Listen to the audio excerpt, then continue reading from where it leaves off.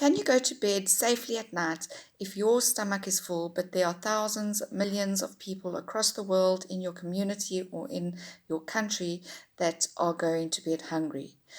To me, the answer to this is no, and it isn't any more relevant in the world than it is in South Africa, where we have extremely high levels of income inequality. Often the rich think that poverty and inequality is the problem of the poor, but it is not. It is everyone's problem. So how is this relevant to my thesis? So I started thinking about, if we have inequality, it speaks about income distribution. Now, what might affect your income distribution within a country?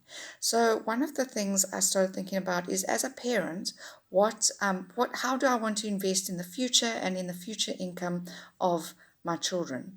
So one of the things I can do is I can save, I can maybe start a business, which they can then inherit one day. But this kind of inheritance and this transfer of wealth happens over a very long period of time. But if I can invest in their human capital, the resources that are embodied within them through education, through good health services, if I can do this, then I can have a long run impact in their future and in their future income. So these are some of the things I was thinking about.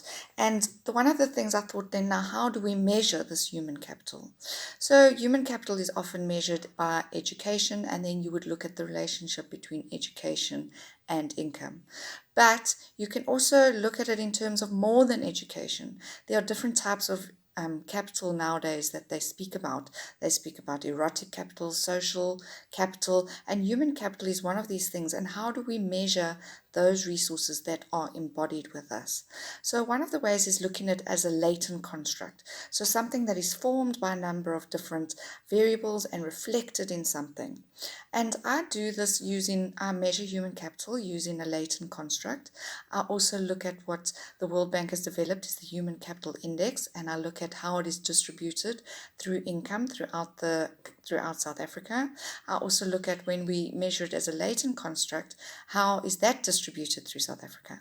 And if we look at plain education, how is that distributed throughout South Africa? And then how do all of these, what do they show us about the impacts of human capital on income inequality? So thinking about all of that, I want to leave you with this question. Is your health your wealth? Thank you very much.